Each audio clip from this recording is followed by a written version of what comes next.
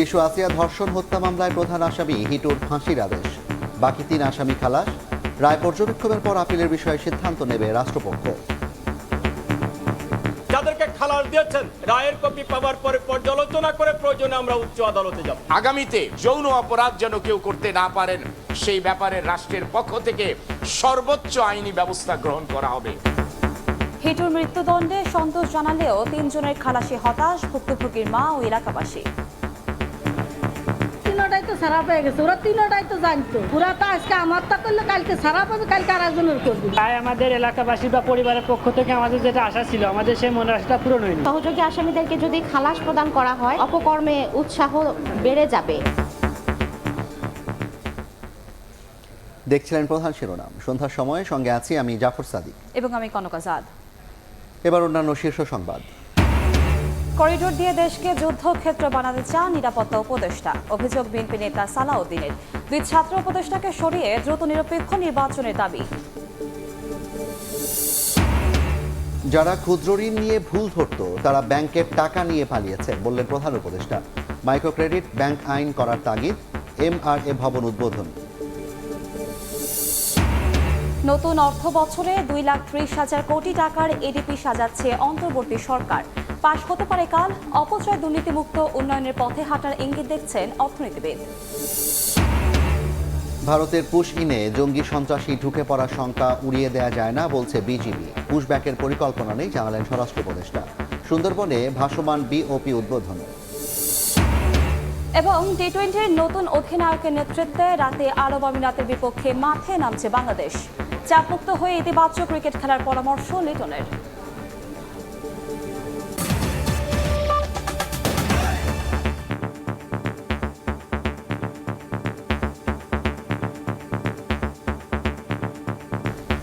মাগুরায় শিশু আসিয়া ধর্ষণ ও হত্যা মামলায় প্রধান আসামি হিটু শেখের ফাঁসির রায় দিয়েছেন আদালত। বাকি 3 আসামিকে খালাস দেওয়া হয়েছে। হিটুর মৃত্যুদণ্ডে সন্তোষ জানালেও 3 জনকে খালাসের বিষয়ে রায় পর্যবেক্ষণের পর আপিলের সিদ্ধান্ত নেবে রাষ্ট্রপক্ষ। 14 কার্যদিবসে বিচার কাজ শেষ করার মধ্য দিয়ে দ্রুত রায়ের দ্বিতীয় নজির স্থাপন হলো। আফজাল হোসেনের রিপোর্ট, ক্যামেরায় ছিলেন নুরুল আলম নয়ন। শনিবার রায়ের দিনে বিচারকের সামনে হাজির করা হয় 4 আসামিকে।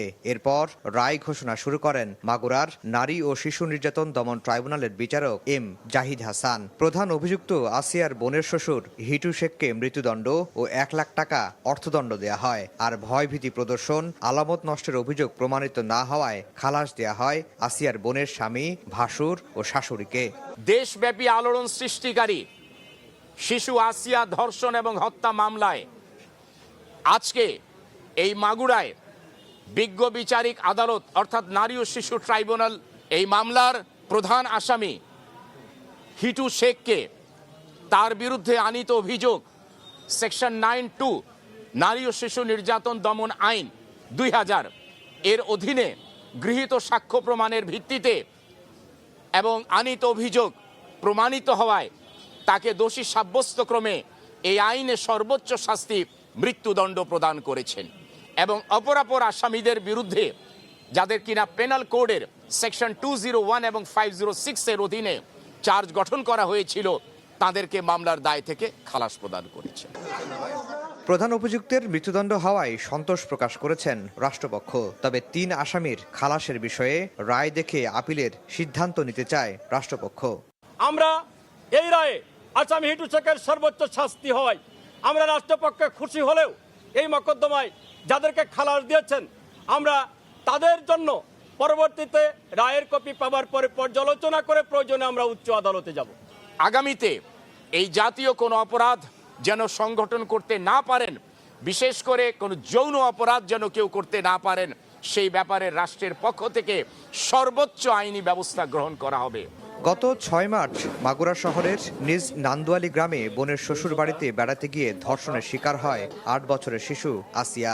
গুরুতর আহত অবস্থায় তাকে ঢাকায় সম্মিলিত সামরিক হাসপাতালে ভর্তি করা হয়। 13 মার্চ চিকিৎসাধীন অবস্থায় মারা যায় সে। ঘটনার পর দেশজুড়ে মানুষের মধ্যে তীব্র ক্ষোভ ছড়িয়ে পড়ে। অভিযোগ গঠনের 14 দিনের মধ্যেই বিচার শেষ। এর 4 দিনের মাথায় রায় ঘোষণা। বিচার বিভাগের ইতিহাসে এটি দ্বিতীয় নজির। যদিও দণ্ড কার্যকরে বাকি আইনের আরও 2টি ধাপ। সেটিও দ্রুত নিষ্পত্তি করতে উদ্যোগী হবে রাষ্ট্র, এমনটাই প্রত্যাশা সবার। আফজার হোসেন, সময় সংবাদ, মাগুরা। এদিকে শিশু আসিয়া ধর্ষণ ও হত্যা মামলার প্রধান আসামি হিটু শেখকে মৃত্যুদণ্ড দেয়ায় সন্তোষ প্রকাশ করেছেন স্বজন এলাকাবাসী। তবে বাকি 3 আসামিকে খালাস দেয় ক্ষোভ জানিয়েছেন আসিয়ার মা। লোটাস রহমান সোহাগের রিপোর্ট।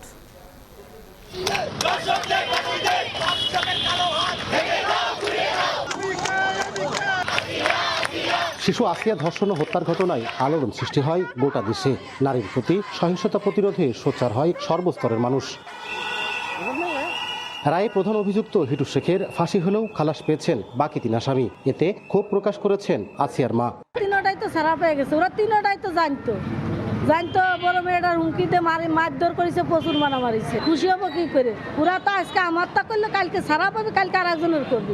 দ্রুত সময়ের মধ্যে বিচার শেষ হওয়ায় এলাকাবাসী ও আইনজীবীরা সন্তুষ্ট হলেও 3 আসামির খালাস নিয়ে হতাশ তারাও। প্রায় আমাদের এলাকাবাসী বা পরিবারের পক্ষ থেকে আমাদের যেটা আশা ছিল, আমাদের সেই মনের আশাটা পূরণ হয়নি। সহযোগী আসামিদেরকে যদি খালাস প্রদান করা হয় তাহলে তাদের আসলে এই বিষয়ে অপকর্মে উৎসাহ বেড়ে যাবে। এই মামলাটি রাষ্ট্র খুব দ্রুত বিচার করেছে, কিন্তু আমাদের কথা হচ্ছে যে প্রতিটা মামলায় যদি ঠিক এমনভাবে বিচার হতো তাহলে ন্যায় বিচার প্রতিষ্ঠা হতো। রায় নিয়ে কোনো মন্তব্য করতে রাজি হননি আসামি পক্ষের আইনজীবী। হিটু শেখের ফাঁসি হয়েছে এবং সাক্ষ্য প্রমাণ না থাকায় 3 জন আসামি খালাস পাইছে। এই রায়ে ব্যাপারে আদালত যেহেতু সিদ্ধান্ত নিয়েছে, এই রায়ের ব্যাপারে আমি কোনো মন্তব্য করব না। রায়ের কপি হাতে পাওয়ার 30 কার্য দিবসের মধ্যে রায়ের বিরুদ্ধে হাইকোর্টে আপিল করার সুযোগ পাবেন উভয় পক্ষ। লোটাস রহমান সোহাগ, সময় সংবাদ, মাগুরা। করিডোর দিয়ে জাতীয় নিরাপত্তা উপদেষ্টা দেশকে যুদ্ধক্ষেত্র বানাতে চান এমন অভিযোগ করে তাকে সরিয়ে দেওয়ার আহ্বান জানিয়েছেন বিএনপির স্থায়ী কমিটির সদস্য সালাউদ্দিন আহমেদ। বিকেলে খুলনা সার্কিট হাউস মাঠে তারুণ্যের সমাবেশে তিনি বলেন, দেশের নিরাপত্তা সংক্রান্ত কোনো বিদেশি নাগরিকের হাতে থাকতে পারে না। একই সঙ্গে অন্তর্বর্তী সরকারকে নিরপেক্ষ হতে 2 ছাত্র উপদেষ্টাকেও বিদায় দেওয়ার দাবি তার। প্রধান উপদেষ্টাকে উদ্দেশ্য করে বলেন, বিদেশে কি কন্ট্রাক্ট করে এসেছেন তা দেশবাসী জানে না। এই সরকারের একমাত্র ম্যান্ডেট নির্বাচন আয়োজন। সংস্কার ও বিচারের বাহানা না করে ডিসেম্বরের মধ্যে নির্বাচনের আহ্বান জানান সালাউদ্দিন। ভোটের জন্য যমুনা অভিমুখে লং মার্চ হলে সেটি সরকারের জন্য লজ্জাজনক হবে বলেও মন্তব্য করেন বিএনপির স্থায়ী কমিটির এই সদস্য।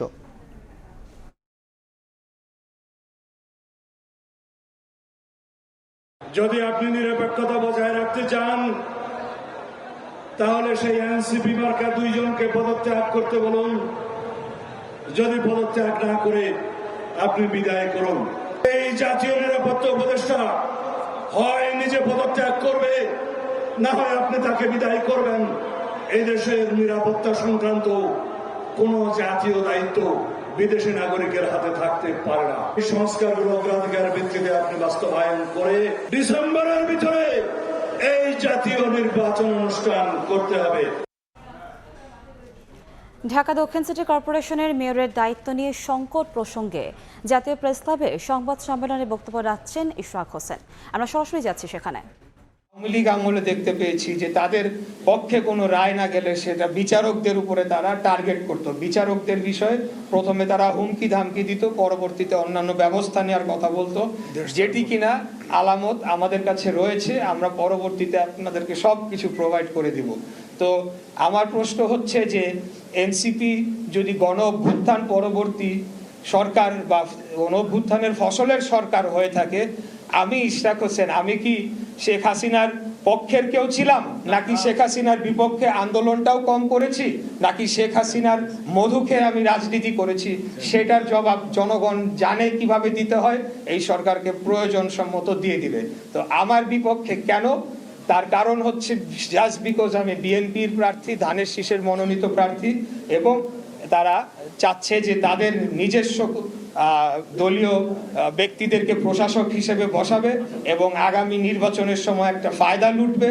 এবং বর্তমানে যে অর্থনৈতিক লুটপাট চলছে নগর ভবন কেন্দ্রিক এবং বিভিন্ন ঠিকাদারি, বিভিন্ন বিল, সব কিছুতে সেগুলা চলমান রাখার জন্য তারা এখন আমাকে বাধা প্রদান করার সিদ্ধান্ত নিয়েছে। তো এখন আমি আপনাদেরকে আবারও সব কিছু শেষে যেটা বলতে চাই যে আইনি বিষয়ে আমরা জোরালো ভাবে আমরা জোর দিচ্ছি, অন্য কোনো কিছু আমরা করছি না। আমরা কোনো আন্দোলনের দলীয় ঘোষণাও দেই নাই, কিছুই করি নাই। জনগণ স্বতঃস্ফূর্তভাবে তারা প্রতিবাদ করছে, এটা জনগণের অধিকার, তারা প্রতিবাদ করতেই পারে এবং করেই যাবে, আমি আশা রাখি। এখন গ্যাজেট প্রকাশের 20 দিন হয়ে গিয়েছে, এখন পর্যন্ত কেন শপথ গ্রহণ করানোর কোনো পদক্ষেপ নেওয়া হচ্ছে না এবং কালক্ষেপণ করা হচ্ছে, এই বিষয়ে আপনাদের কাছে প্রশ্ন রাখলাম এবং আমি এটার মাধ্যমে রেকর্ড রেখে দিলাম যে আমরা শপথ নেওয়ার জন্য প্রস্তুত এবং আমরা চিঠি প্রদান করেছি।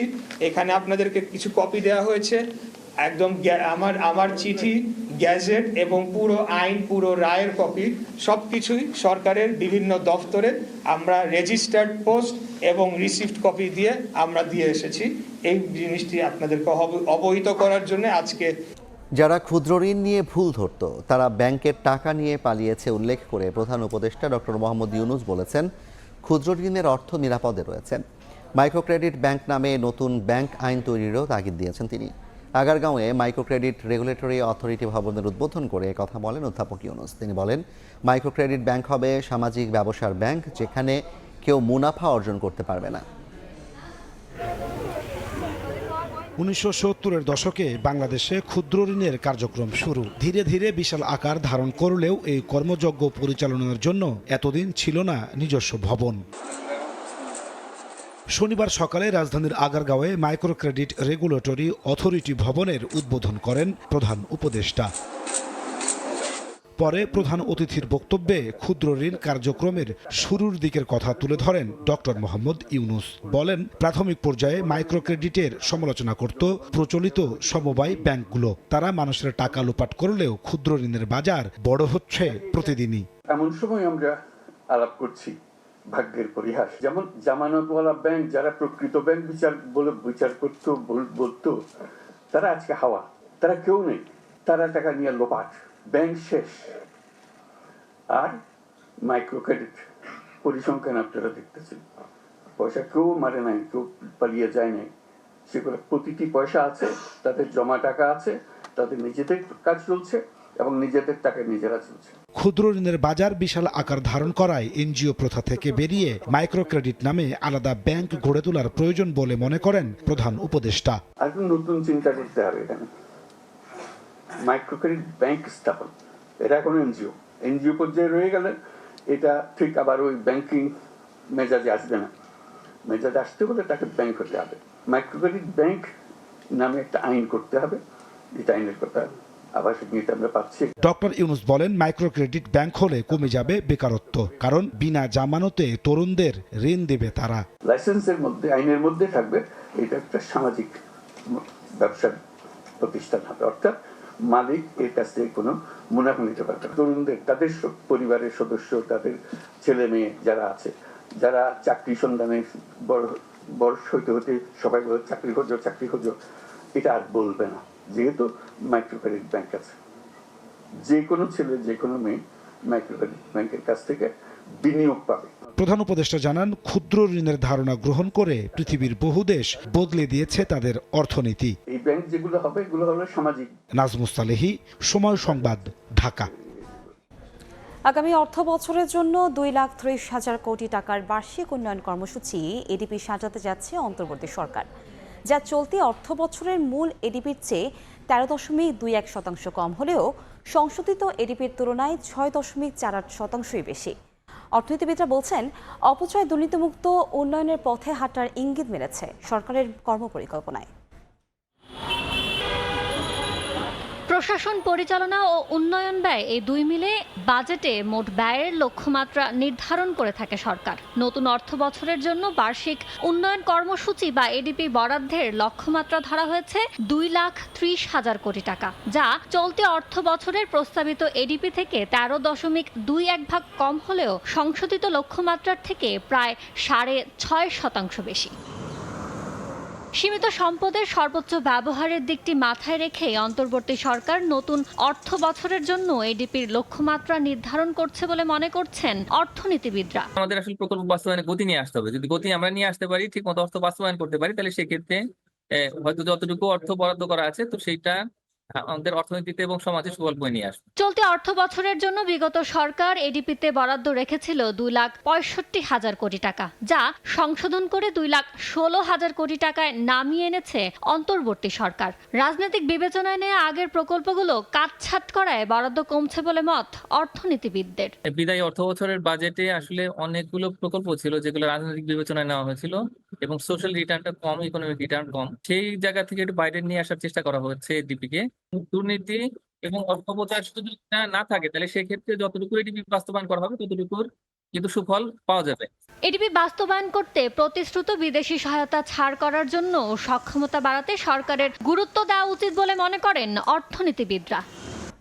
পুশিনের কারণে দেশে জঙ্গি সন্ত্রাসী ঢুকে পড়ার শঙ্কা উড়িয়ে দেওয়া যায় না বলে জানিয়েছে বিজেপি মহাপরিচালক।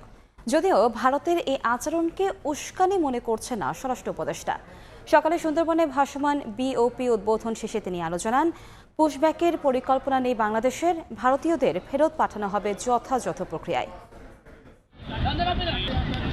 ভারত পাকিস্তান সংঘাত শুরু হওয়ার পর হঠাৎ করেই অবৈধভাবে বাংলাদেশের বিভিন্ন সীমান্ত দিয়ে পুশিন করছে ভারতীয় সীমান্তরক্ষী বাহিনী বিএসএফ। এ পর্যন্ত প্রায় 350 বাংলাদেশি নাগরিককে পুশিন করেছে তারা। এ পরিস্থিতিতে সাতক্ষীরা শ্যামনগর উপজেলার রায়মঙ্গল নদী ও বয়সিং খালের সংযোগস্থলে ভাসমান বয়সিং বিওপি উদ্বোধন করেন স্বরাষ্ট্র উপদেষ্টা। উদ্বোধন শেষে বক্তব্যে স্বরাষ্ট্র উপদেষ্টা জানান, ভারতের পুশিনের ঘটনায় ডিপ্লোম্যাটিক চ্যানেলে প্রতিবাদ জানানো হয়েছে। পুশিনকে উস্কানি হিসেবে মনে করছেন না বলেও জানান তিনি। আমার কাছে এটা ওরকম উস্কানিমূলক মনে হচ্ছে না, যেহেতু এর আগেও কিন্তু ওনারা এক সময় এই পুশিনটা করছিল। আমাদের কাছে চিঠি লিখে হয়েছে, এবার আমিও যে আমাদের যে অ্যাম্বাসেডার আছে তাদের সাথেও আমি কথা বলছি, আমাদের ফরেন অ্যাডভাইজারের সাথেও কথা হয়েছে, আমাদের যে খলিলুর রহমান সাহেব ওনার সাথেও কথা হয়েছে। ওনারা ওই সাথে যোগাযোগ করতেছে ডিপ্লোম্যাটিক লেভেলে যেন এই জিনিসটা সমস্যার সমাধান করা হয়। পুশিন নিয়ে কথা বলেন বিজিবি মহাপরিচালকও। তিনি বলেন, ভারতের পুশিনের ফলে জঙ্গি সন্ত্রাসীদের দেশে ঢুকে পড়ার শঙ্কা উড়িয়ে দেওয়া যায় না। কোনো কিছুর সম্ভাবনাকে উড়িয়ে দেওয়া যায় না। হ্যাঁ, সব দিক থেকে সকল সম্ভাবনা রয়ে যায়, তবে আমাদের দেশের জন্য, জাতির জন্য ক্ষতিকর হবে এমন কোনো কিছু যেন না হয়, সেজন্যই আমরা জোরদার নিরাপত্তা নিশ্চিত করার চেষ্টা করছি। পতাকা বৈঠকে প্রতিবাদ জানানোর পাশাপাশি যেখানে পুশিন চেষ্টা হচ্ছে, জনগণকে সঙ্গে নিয়ে বিজিবি প্রতিরোধ করছে বলেও জানান মহাপরিচালক।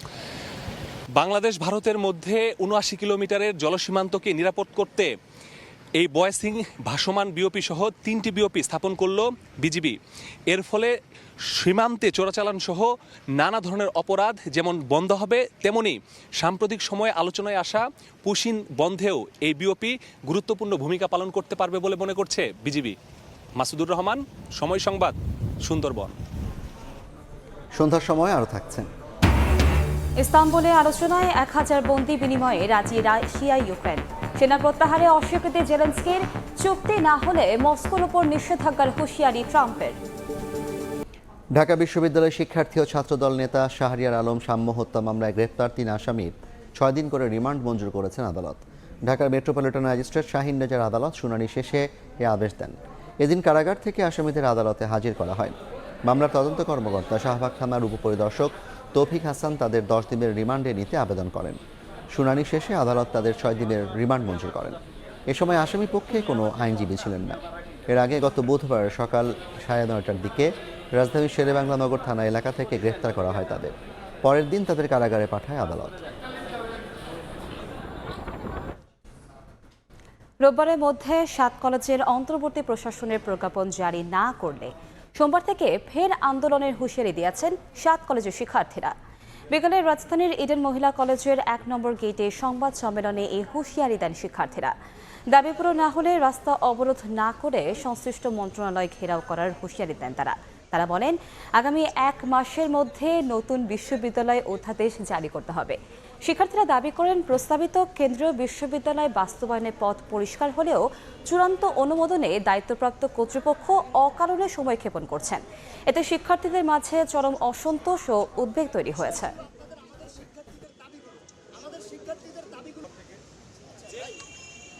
অন্তর্বর্তী প্রশাসন বিষয়ে ইউজিসির প্রস্তাবনার 2.5 মাস পার হলেও এখনো সেটির চূড়ান্ত অনুমোদন হয়নি। আমরা এমন সময়ক্ষেপণের তীব্র নিন্দা জানাচ্ছি। আগামী 1 মাসের অর্থাৎ আগামী 16 জুন 2025 খ্রিস্টাব্দ এর মধ্যে নতুন বিশ্ববিদ্যালয়ের অধ্যাদেশ জারি করতে হবে। আমাদের যদি দাবি আদায় না হয় আমরা সংশ্লিষ্ট মন্ত্রণালয়গুলো আছে, শিক্ষা মন্ত্রণালয়, আইন মন্ত্রণালয় অধ্যাদেশের সাথে জড়িত, আমরা ওই সব মন্ত্রণালয় ঘেরাও করব। তুরস্কের ইস্তাম্বুলে রাশিয়া ও ইউক্রেনের আলোচনায় 1000 বন্দী বিনিময়ে রাজি হয়েছে দুই দেশ। তুরস্কের পররাষ্ট্রমন্ত্রী হাকান ফিদান এই বন্দি বিনিময়ে আস্থা অর্জনের একটি ধাপ হিসেবে উল্লেখ করে জানান, উভয় পক্ষ ভবিষ্যতে আরও কিছু বিষয়ে আলোচনায় সম্মত হয়েছে। যদিও এই বৈঠকে 30 দিনের নিঃশর্ত যুদ্ধবিরতির প্রস্তাব নাকচ করেছে রাশিয়া। অন্যদিকে ইউক্রেনীয় সেনা প্রত্যাহারে মস্কোর দাবি অগ্রহণযোগ্য বলে আখ্যা দিয়েছে কিয়েভ।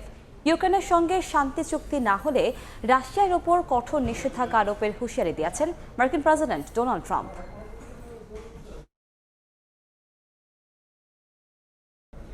খেলার খবর।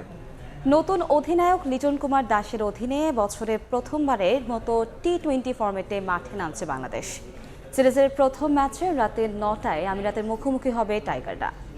2026 বিশ্বকাপ পরিকল্পনা স্কোয়াড গঠনে মনোযোগের পাশাপাশি জয় দিয়ে সিরিজ শুরু করতে চায় সিমন শিষ্যরা। দলের সবাইকে চাপমুক্ত হয়ে ইতিবাচক ক্রিকেট খেলার পরামর্শ লিটনের।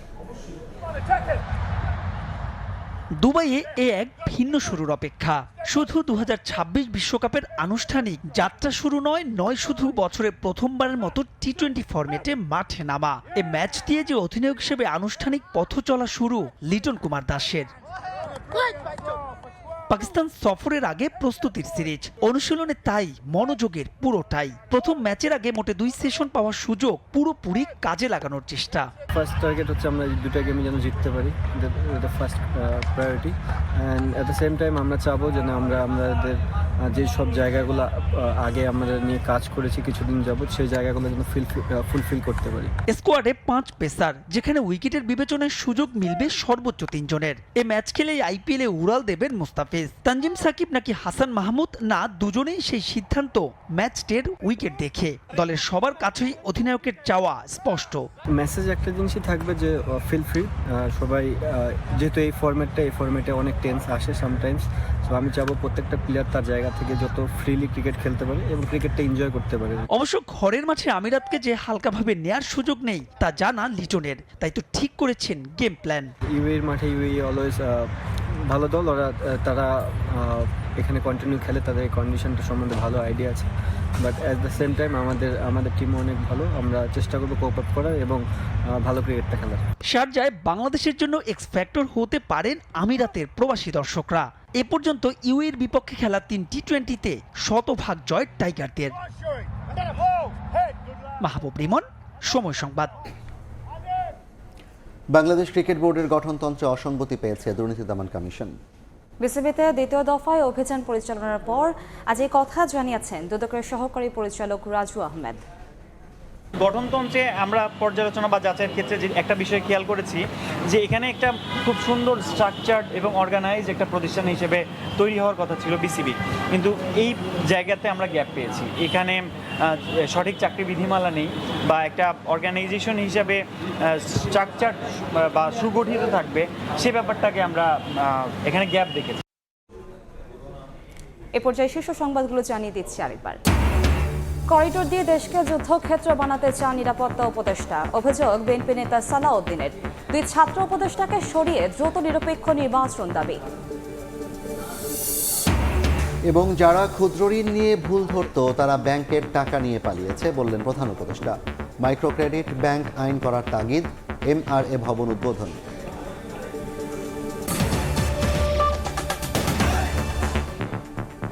এ ছিল সন্ধ্যার সময়, সঙ্গে থাকুন সময়।